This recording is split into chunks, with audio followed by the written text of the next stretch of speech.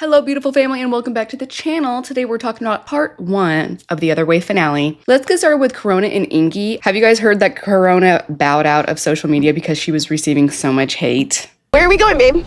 Yeah, we're going to Longkjøkket. We're gonna go into the glacier. They must be doing better today because they're in good spirits, dancing in the car, being goofballs. They start laughing at how horrible their first fight was, and Corona tells us that despite making up, she's not okay with being a lifelong girlfriend. They head out to the glacier. I love her outfit for once. Then they go into the glacier. It looked kind of scary. I would be afraid of it collapsing on me like once I'm all the way inside the middle of the glacier and then I could never escape. It's pretty though. 14 months to actually drill the whole tunnel itself. Then Mr. Tour Guide takes them into the wedding chapel. Who would have thought? They sit down and she's like, "How do you feel being inside of a chapel?" But I guess I kind of have to tell you something. I don't know. She hem-haws around for a little bit before finally admitting that her feelings have changed. She says she still loves him, but her feelings about living in Iceland and fostering their relationship is not the same. I don't know if the game plan I originally set out is going to happen. He says to her, "We can find a compromise. If marriage is so important to you, we can do that." And she's like, "No, I don't have confidence that that's gonna happen. It feels like I'm a trial run for you." Okay, it was never a trial run for me. I've never felt that. He seems hurt that she doesn't believe him, that he cares for her as much as he says he does, but it looks like she has made up her mind and knows that she wants to go back and finish school in the States. It might be best for me to go home and finish school. As annoying and colicky as Corona is, I really do hope that she follows her dreams and becomes a midwife because it is such a beautiful experience. I still think about the nurse who helped me deliver my son. She was so incredible, and having someone to walk with you through that journey of labor and delivery, it's so powerful and impactful. So I hope she's able to do that. If I send my tuition check, I could still start classes when they start in a couple of months. She asks him how he feels about her leaving, and he says they can find a way to make it work if it's so important to her. He wants to take turns visiting each other every 3 weeks, but I'm like, who could afford that? Flying out of the country at least once a month? How? I don't think you understand fully how intense my school program is. She tells him that for 2 years, she's basically going to be hunkered down with her nose in a book. She takes her studies seriously and can't afford a distraction. So she wouldn't be making any trips to Iceland. I don't know if it's your optimism or what, but it seems like you're not even bummed that I'm saying I might have to leave. He says, "Yeah, of course I'm bummed. We're in a tough spot now." Then it cuts to Corona. "I can't believe he's not fighting for me. Our relationship might fall apart after I leave, and he doesn't even seem to mind. Why am I the only one who's stressed about this? That's not fair." He tells her that she is important and he wants to figure this all out. We are not on the same page in this relationship. That terrifies me. I can understand Corona's perspective, but that's just how Ingy is and she knows it. He's super passive. He's not dramatic and animated. He's not loud. He doesn't push or force anything. And it might be driving her crazy, but that would actually make them a great couple because they could balance each other out. He's like the flour, which is necessary. She's the sugar, the salt, the baking soda, the chocolate chips, everything else to add flavor and interest. But they need each other to finish the recipe. Wow, it's beautiful. Oh, this scene reminded me of when I spent hours in Red Dead Redemption trying to get that white Arabian horse, and I ended up killing it immediately. So, these two are hiking through the snow because Ingy has prepared for them to go to a natural hot spring. How freaking cool is that? He wants to have a serious conversation with her because despite him not caring about the legalese of marriage, Obviously, she wants marriage more than I do. I just don't care about marriage. he is bothered because he doesn't think Corona understands how serious he is about her and committed to the relationship, and he wants her to know this is not a game for him. So they're getting into this cool spring. As they're getting in, I noticed for the first time that Corona is covered in tattoos. She's got what looks like a demon tattoo on the left side. I can't make out the right side. She's got wings going down her back. It just makes me really nervous that I may not be able to reach my dreams if I stay. He says, I know the midwife thing didn't go as planned here, but we can make it work. And she says, I really want to make this work, but the only way it's going to be possible is if I study the language. And he says, I would love to help you. And he seems genuine, but she says, I don't know. All the paperwork, the assignments, everything's going to be in Icelandic. There's definitely a place for you here. She tells him when she learned about the marriage and him not wanting one, it scared the crap out of her. And she's not saying that she wants a ring right this second, but she also doesn't want to wait a decade. He tells her that he always imagined the proposal would be very organic and spontaneous, but probably within the next year. And I'm like, what? You're not just saying that to make me happy? Like that's something that you saw as well? Yeah, of course. So before he was adamant that he didn't want to get married right away, and now he's giving her a 1-year timeline. Also, I find it interesting that Corona has been so vocal, almost unhinged on social media, and he's super quiet. He doesn't say anything. I'm not saying these things to make Corona feel better. It's actually like how I feel. I don't know why I want to believe him. He seems very real to me, but we know that this is a reenactment, right? Corona has told us over and over again that this was not fake, and she's been attacking Ingy on Instagram. Go around claiming that ugly fucking ogre-ass doofus for shits and gigs? You think if I could have said the relationship was fake the whole time, I wouldn't? I would love that. That sounds great. Of course not. Of course it was fake. How can I be with that fucking ugly-ass ogre doofus-looking stupid son of a bitch? Now I know that we will get married. I really don't want to lose her. Fucking ugly-ass ogre doofus-looking stupid son of a bitch. He tells her that he would love it if she decided to stay, and she says that means a lot because sometimes it feels like you don't even care if I'm here. Pretty much just waiting for you like my entire life, Corona is confused. She thought she knew that she wanted to go back home, and now he's telling him how serious he is. Is it too little, too late? Is he just telling me this because he feels like I'm about to leave? I don't know. She tells him that it would take about 2 years, and he's worried because he knows how important physical touch is for Corona, and if they're separated, that could be a big problem. And then both of them start crying. Stay here and keep on building what we have built. It cuts to Ingy telling us that he is broken, that after their first fight, she is telling him that she wants to leave just like that. He's like, where's my Corona who wants to fight? Let's find a solution. Corona's like, why is he coming at me with so much passion now? He hasn't shown me anything. And she's right. He doesn't act like he even likes being around her. It's like he just tolerates her. I don't want to lose you. Moving on to Josh and Lily. In the last episode, they tried running Josh's credit card to pay for the rest of the wedding that will be taking place in like an hour and a half, and the card declined. Honey, maybe try. Oh yeah, the Chinese payment method. This also doesn't work. So Josh says, let's do a bank transfer, and Lily's like, we don't have time to do that. We need to get ready right now. And she's panicking. Josh tells her, it's okay, don't panic. Remember, I said, I don't know if this will work. They may not take this. She's like, Josh, if we had canceled yesterday, that would be one thing because all of our guests are on their way as we speak. She is so upset that he isn't considering how she's feeling and the embarrassment she's gonna have to feel telling her family it's canceled. She's like, Josh, I don't get you. And he says, yesterday, you had the chance to cancel. That was your call. She's like, no, it wasn't. You're the one who said you had the money and you wanted to move forward with the wedding. Remember, I said, I don't know if this will work. They may not take this. So, in previous episodes, she told us that this was a test for Josh. He has told her that he has the money, but she's starting to think that he's completely broke, and this is confirming her suspicions. Josh tells her that between him and Jared, they have $1,200 cash.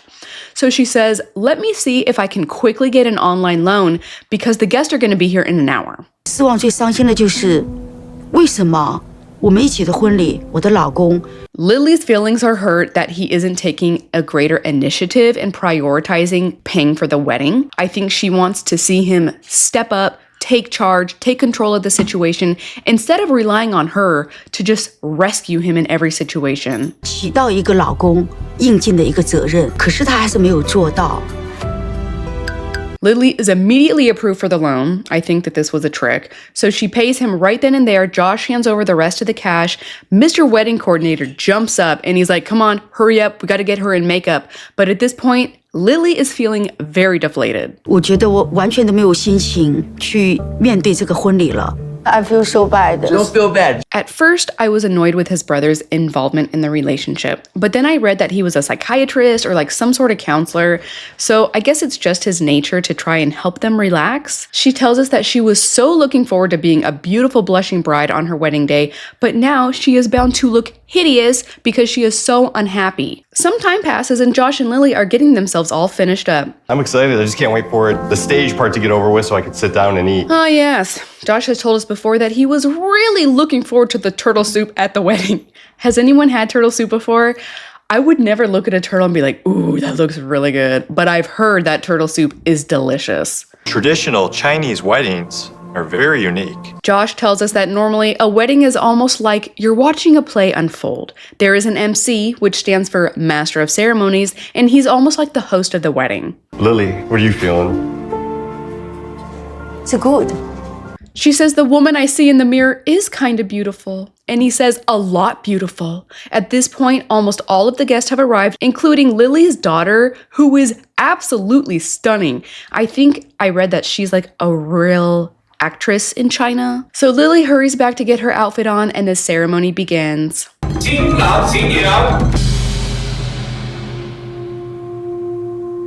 I wish I could include more clips because it was so cool. I've never seen a wedding like this. Lily slowly steps down the stairs, covering her face in a fan. 因为那个时候灯光打在我身上，没有全世界了，只有我自己了。 Josh was waiting for Lily on the stage, his eyes glistening with tears. She slowly makes her way to him, and then they stand face to face. 父一经结发，终身命运相厮守。 Josh and Lily immediately bow to one another, and then they take a piece of their hair and tie it together to signify them becoming one. 现在，我宣布，离门。 At this point, Lily is very happy. She takes Josh to the table with some of her closest friends. It cuts to Josh, and he sounds geeked. How could he not? It's your wedding day. But then he says he has always apologized to her, and he has felt genuine regret. But she hasn't reciprocated that. It's gonna take time, you know, we just moved in together and this is really the start of our relationship. So at this point in my mind, I just did a complete 180 because I was so caught up in the wedding, the festivities. It's so lovey-dovey and romantic. Weddings make you feel so good and just filled with love and hope. So when he said that, I was like, uh-huh. Josh and Lily sit down with the closest family members, and Josh leans in towards Lily's daughter, Vivian, and tells her again that he is so sorry for the things he has said and done in the past, and she is always welcome to come to him, ask him any questions that she wants. Okay. Thank you for your apologize. Thank you for accepting. Josh tells the family that he is so happy. He loves Lily and wants nothing more than to make her happy. And he will do whatever it takes. But as he is saying all this, he stares right down at the table. Now, I have social anxiety, and I do think it's getting worse because I'm starting to stutter all the time and I never did that before. But even I will make an attempt to hold eye contact or at least jump from face to face because that is normal, healthy interaction. Josh is very awkward, and I can't put my finger on it. I don't know if he's hiding something, or maybe he's just a little introverted. It cuts to Lily's daughter saying that she was really uncomfortable on her way to the wedding, and despite his little speech, she is going to need to see the proof in the pudding. She doesn't take him at his word. 但是如果他想要完全取得我的信任，还需要做更多的努力，在日后的生活中。 Vivian says, have you guys even kissed today? And he said, yes, we have, but I didn't kiss her on stage because it's not allowed. And Vivian says, I want to see you kiss right now. I don't think he's attracted to her, and I don't think I'm the only one. I get the impression from Josh that he's not really into women. I don't know. It's like he doesn't like being too close to her for too long. He'll kiss her, and then he leans way back like, we're done kissing now. 黑孩子晒的黑屋的情景，黑孩子图修 right 为是黑是 access。 Moving on. We're with the most annoying crybabies in the whole wide world. It's been a month since their haunted wedding, and James is packing his bags. I am taking a train to Jakarta, and then tomorrow I will be flying back to the United States. Tata and her giant bow are telling James that she will come with him to the train. She's like, I didn't expect you to leave me. Well, I didn't think that you were going to stay here alone. I realized the other evening she wasn't going to give me an answer. I went ahead and I booked my ticket back to the United States. James tells us that it seems Tata went into denial and she wouldn't accept the fact that he was leaving. He feels like this outcome couldn't have been worse. He has to go back home and grovel for his job back. But worst of all, he's going home without his wife. I cannot believe that he actually living without me.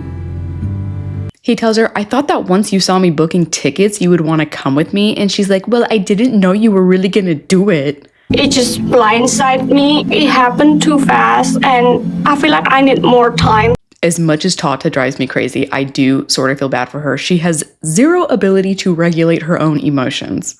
But also, how could you be blindsided? He's been telling you over and over and over that you guys aren't making a living. You need to make a living for yourselves. James tells her he feels like she is holding the relationship hostage if he doesn't agree to bring Angel, her sister, who trashed him and made up all sorts of disgusting rumors. But what if she comes there to visit and decides she doesn't want to leave? I don't think she will do that. He says that right now he needs more time to be able to trust her sister because right now he doesn't. James tells us that he understands and he can empathize with Tata. However, Tata has expressed that she will absolutely not go back to the States unless her sister can come with them. My biggest concern is she will drive a wedge between me and Tata. She's done stuff like that in the past. As weird as James is, I'm on his side on this one. It is clear that Angel hates his guts, she's manipulative, and even Tata's brother told James that she can't be trusted. I mean, I've even been told by Tata's brother not to trust Angel. I mean, that's pretty bad. And what makes it worse is Tata is incredibly immature. She lacks insight and wisdom. So if he ever tried to tell Tata that something was shady with Angel, she would turn on him. I feel like if he cannot trust me, I cannot go back. James tells Tata that he is so humiliated, he has to go crawling back to his family, begging for a job. He has to find a new place to live, and everyone is going to see him as a failure. And now, you're asking me to bring your sister to live with us? How? How am I going to be able to pay for this? It's too cold. Everything is so far away. I'm just scared. He reminds her the move back would not be permanent. It's just a minor setback. It's not the end of the world. We got to figure this out. You don't want to leave. You're not giving me more time to think. Tata, I don't think that there's enough time left on this planet for you to figure anything out. James tells her the second things are settled, they will come right back, and she tells him that she doesn't trust him. He lied about the dog, he lied about having kids, he lied to his family, and now he's lying about wanting to stay in Indonesia. We gotta go before you're late. James is all packed up, so they head downstairs to tell the parents they're ready to head to Jacaranda. Mom and Dad think that they're just going there because Dad has always dreamed of riding on this particular train. They still don't know that this trip is for me to return back to the United States. This is insane. Do you guys actually think that they're keeping all these secrets from everybody, or this is just written into the show? I just don't understand. What is a person thinking lying to every single person in their life? I mean, there has to be at least one person that knows the truth. So the parents think they're going to ride on a train, and here comes James with all of his bags packed. Like, how stupid do you think they are? Where are you going? Why are you carrying so many suitcases? James tells us that he bought the tickets a few days ago and he was hoping that during this time Tata would come around and that she would join him. So either way, neither one of you was planning on telling the parents. I have to go back to the US to keep working. And then Tata translates, but she doesn't translate everything that James says, like usual, and I don't understand why. Do you want your family to hate him? Dia harus pulang ke Amerika. No explanation, no nothing. That's all she says. Dad says, well, I thought that you said you wanted to stay. And Tata translates that he wants to work. And then James summons Mama over to the conversation. She said that you're gonna stay here. The parents are devastated to hear this news. They don't want to lose their daughter again. She just got here. They're falsely assuming that Tata will follow her husband back to America. Nggak beres banget ini kayak gini. Akan ngomongnya juga dadakan, enggak. Mom says that she is sad, she's disappointed and angry. You lied. At this point, pretty much hurt everybody that I love and care about. I really loved that he was able to come to that conclusion and even say it to the camera. It's very humbling. I hope to see some character development with these two. If you check out their Instagram, they are frequently posting pictures of themselves, and based on the stunning scenery, I have to assume that they're still in Indonesia. On the other hand, I've also made the promise to her dad. I've made 3 promises. James promised he would take care of her, he would have children, he would learn the language. So far, he's 0 out of 3.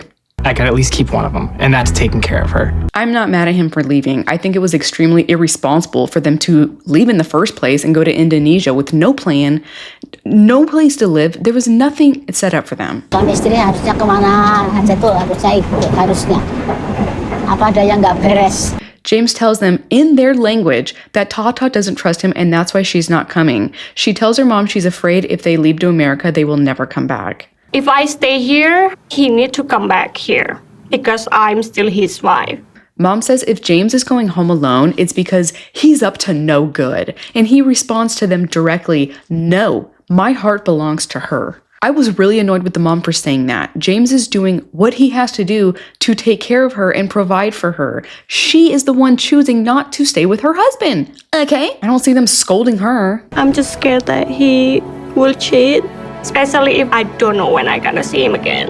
I was like, where is this coming from? But then Tata reminds us that she gets very jealous. She actually told us that when she first introduced herself, I believe. James tells the parents he wants her to come with him, and she doesn't translate it. Pretty terrible to feel like I might be more invested in this than she is. James gives everyone a hug goodbye, and Dad tells us this is the first time one of his daughters has been abandoned by their husbands. But is he actually abandoning her? Tata starts sobbing, begging him to stay, asking, why are you leaving me here? Why you leave me here? It wasn't a choice. He says, I have made you so many promises, and one of those was taking care of you. If I could find a way around this, I would. But all you have to do is bring Angel. I know you have just blind trust, but I have to make decisions that are also smart and safe. So you don't trust me? Of course I trust you. I married you. There is so much temptation over there, James. Nothing will ever replace you. It upsets me that she's lost faith in me, and I really want to get it back.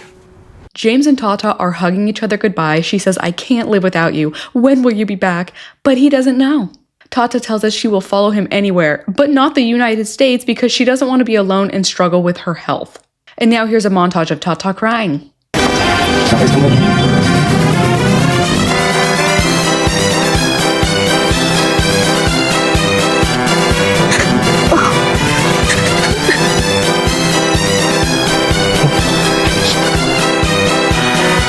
James gets in the car, alone, and drives away. Tata runs to her mother and cries in her arms. I am terrified that I'm not gonna see my husband again. Moving on. We're with Tweedledee and Tweedledummer. It opens up with Sean telling Joanne that he has a few errands to run, and it appears Joanne is packing her bag with no explanation. According to Joanne, her plans of the day are clearing the air with her older son, who hasn't spoken to her since she left. I have no idea what he's going to say to me because he hasn't really spoken to me since he left. Yeah, it's hilarious. Joanne FaceTimes her son for everyone to see. They haven't had a serious discussion since the kids left. It's so great that Joanne has decided to wait for the cameraman to be recording this traumatizing experience. I miss your face. It's been 4 days. Wait, it's only been 4 days? I was thinking that it was a month at least. Of course he hasn't talked to you yet. He's still processing. Has he opened up at all? No. No.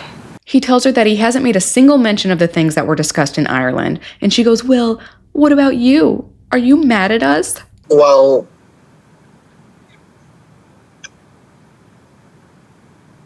he says, Mom, I don't know how to put it. I'm still in shock. And I don't want you to move there, but I also want you to have your own life. If you really want to, go ahead. So you're saying that you don't have the final say-so? No, I don't, but I do want my mother living in the same country as me. He tells her, I don't want you to be mad at me for telling you that I want you here. And at this point, you can see it in her face. She knows, finally, that she's made a huge mistake. First of all, I'm not mad at you for that at all. I would never be mad at you for that. I would never be mad at Jesse for that. I hear what you're saying, son. You don't want to be away from me. And he's trying not to cry, but he can't hold it in. She tells him that she respects and honors his decision and reassures him that him and his brother come first. Where have I heard that before? It was never my intention to put that much pressure on my kids. They should never feel like they are responsible for my happiness. Joanne tells us that even though she wanted the boys' input on her moving to Ireland, the final decision is hers, and she says she's not moving. This conversation is clipped down for time, but these two obviously came to some kind of an understanding. Are you like nervous to like tell Sean? Yeah, I am. Joanne has made up her mind that she is not moving to Ireland because, like she has said before, the boys come first. She tells the audience that she wouldn't recommend a long-distance relationship because it causes unnecessary stress and problems. I'll talk to you later. Bye. Later that evening, Joanne meets Sean at the pub. As soon as he sees her, he mentions how stressed out she looks. They sit down and she tells him that Joey doesn't want her to move, and Jessie hasn't spoken about it at all. She is worried, finally, for her kids' well-being. So what does she do? You're not moving now, or you're not making the move, or? She's lied to everybody in her life, everyone who loves her the most, broke everyone's heart because this man is her soulmate. And now she's crushing his heart too. It's like she couldn't have messed up more if she tried. Super disappointed. Maybe a little bit angry. It sounds like if they separate again, it would be a 6-year commitment. I think so Joey, the younger one, can graduate or something, but the timeline isn't clear. And now Sean is trying to pick her brain to get an understanding of the timeline in her head, and she's super vague. Honestly, I want to skip past these two because it's just nonstop secrets, vagueness, and sneaking around. Keep doing what I don't know if I can do it for another 6 years. I want to know what he did that he can't come to America. What is going on? They're already married. Doesn't that allow him any leeway? You're telling me that after 6 years, he still wouldn't be able to come to the US? Moving on. We're with Sharpie and Shaniqua getting into a boat. She looks like a beautiful, strong man except for the blue contacts, which I absolutely hate. The boat is set up super romantic, and Sharpie starts telling her all sorts of sweet nothings. When I turned into a butterfly with you, crying in tears, apologizing. You're like the perfect man. You're crazy, but I love you. Shekinah, do you know how lucky you are? Oh my gosh, Sharpie, you're the lucky one. He says, come here, let's look at the view. On one side of the canal is Asia. On the other side is Europe. It's a really cool moment. They're approaching this bridge that connects both sides together. This moment is witnessed by all people from 2 continents. Wow. She's like, wow, oh my gosh, Sarper, this is so romantic. Seriously, this means a lot to me. Shekinah, I have something for you. I wrote you a song with my ugly voice. Roses are red, violets are blue. Your lips are ginormous, and your boobies are too. As long as I live, till to the end of my life, I would love you. It was so corny and terrible, but that's what makes it so cute. I know her heart was melting in this moment. He drops to his knees and her voice starts shaking. She can't believe what's about to happen. I will marry you. Wait, what? I said, I will marry you, woman. Sharpie, you want to marry me? Damn it, Shekinah, that's what I just said. I hate to ask questions with yes and no. I know, you do. But you accepted it. She's like, Sharpie, do you know what this means? You'll never get any other punani except this one. Shut your sausage lips and turn around, Shekinah. Oh my god. She's like, wow, Sharpie, you didn't even put a question mark. I wasn't asking you a question. I was telling you. It was not a question. It's not it a was question. a declaration. Fast forward, and it's the day of Shekinah and Sarper's engagement ceremony. This is customary in Turkey. It's like they aren't engaged until they have this engagement ceremony. So all the closest friends meet up, and Becky takes Shekinah back to help her get dressed and prettied up for the ceremony. Cutting ceremony with the rings, the Turkish traditions, everything, and then we will be officially engaged. Wow. Shekinah is actually feeling really nervous. She makes it sound like she's never been married before, but wasn't she married to her baby's daddy? I thought they were, but she says she never thought she would be a bride. So I don't know, maybe she just didn't have anything official like this. Becky starts walking her through what the ceremony will look like. The women have a custom. It's like this little trick they throw in to test the groom-to-be. So as part of the custom, the wife-to-be will take her husband's coffee. However, she will make it disgusting. If the husband has a reaction to the disgusting coffee, it means the relationship will be cursed. It makes me realize how I don't have any of my family here to support me today. Shekinah and Becky are really bonding in this moment. You can tell that they were already very fond of each other, but now it's like they have a true sisterhood. And I can't believe believe of all the couples this season, the plastics are the ones giving us good content, making us feel good, giving us the tingles. This cast this season was like the worst of all time. Traditions, groom's side has to bring chocolate and flowers. The couple comes together and sits down with the family. Everyone is giddy and smiling. Sharpie makes the introduction, and then Becky takes Shekinah back to make his yucky coffee. Shekinah ends up dumping the entire bowl of salt and presents the tiny coffee to him. You should not. Sharpie, are you making a face? No, Shekinah, this is delicious. My God.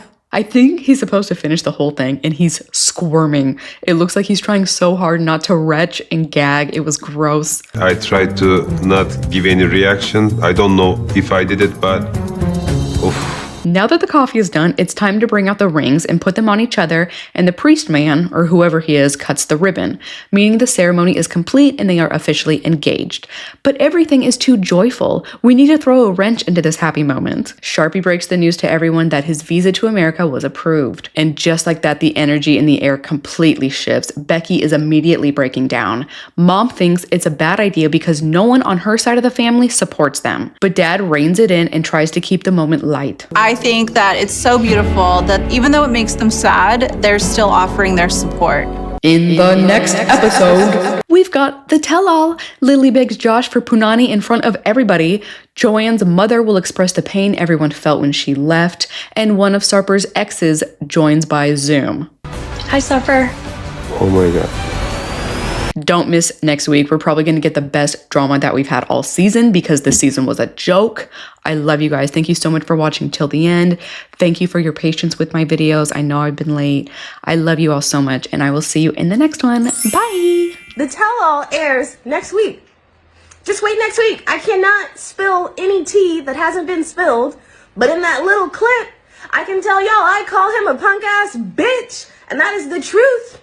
Never met more of a bitch in my life. That's all I can say. The tell-all will be juicy. I finally got below 147 pounds. It took me like 2 months to get under 147. I was like 146 and a half yesterday. Now I'm back at 147. So it's probably going to take me 2 more months to get to 145.